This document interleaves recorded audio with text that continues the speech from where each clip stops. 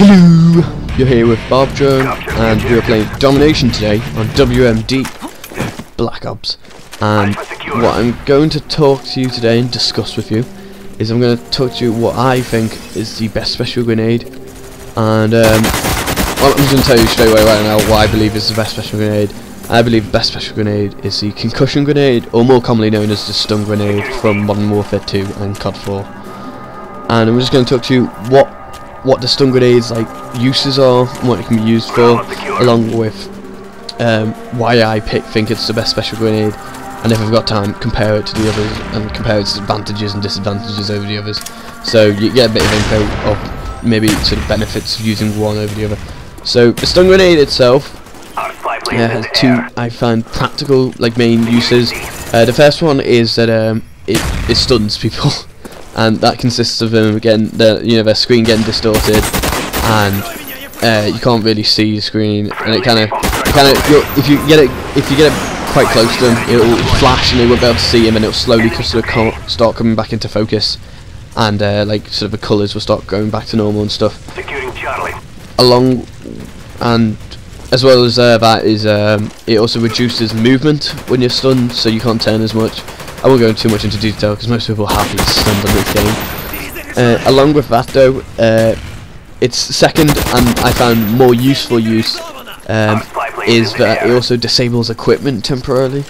So if you have a claymore, actually it'll disable your own equipment, but if there's a claymore on the ground and you want to get past it but you don't want to set it off, you can throw a stun down on it and it will temporarily disable the equipment for maybe 4 or 5 seconds. I'm not too sure how long, enough for you to run past it quite easily.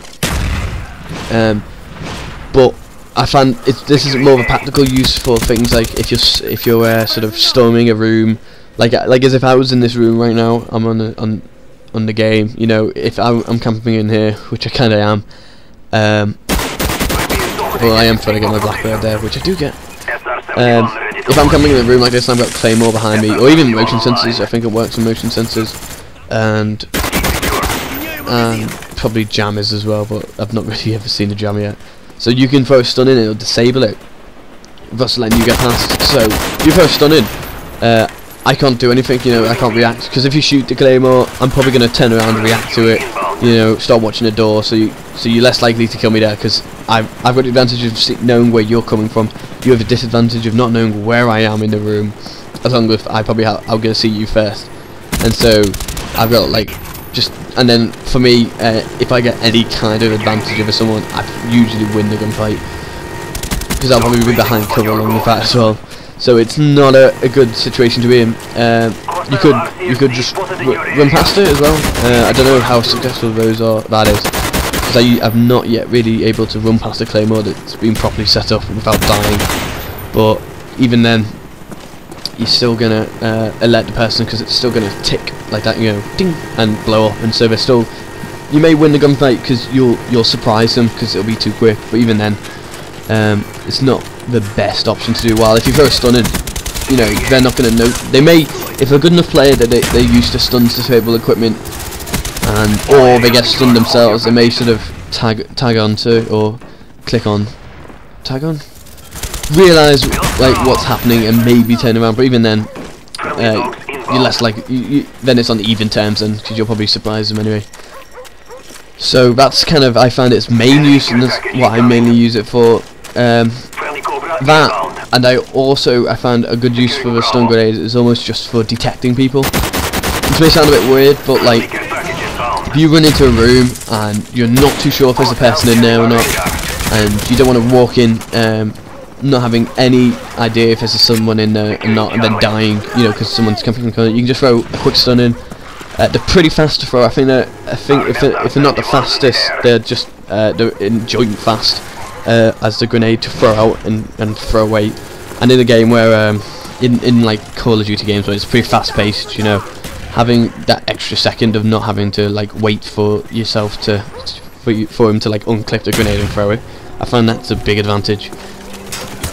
So once you've thrown it in, it'll bring up hit markers if there's any one in there, or if it's a claymore, and so you'll be able to see it, be able to think it through, and take the best course of operation, you know, best course of action at it. So that's why I believe the stuns are best special grenade. I'm mixing up the words here. Along with that, I'm going to compare it to the other ones now.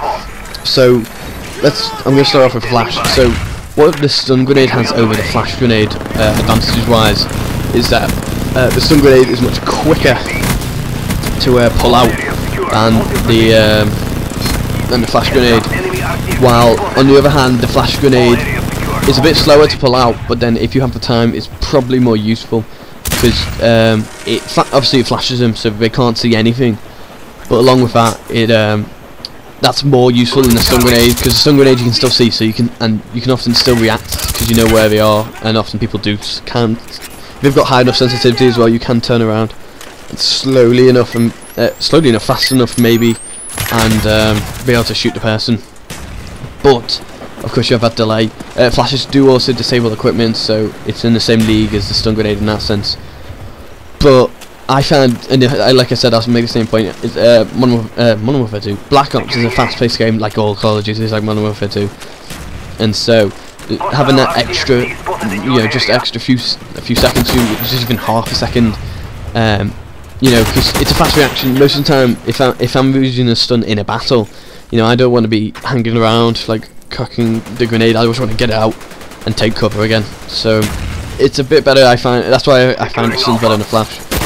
I'll compare it then to the smoke. So the smoke and stun, you can't really compare them too much. They're completely different sort of grenades in itself. Like the flash and the stun are very similar, but the stun and smoke's completely really different. The smoke's more of an objective kind of it's an objective grenade.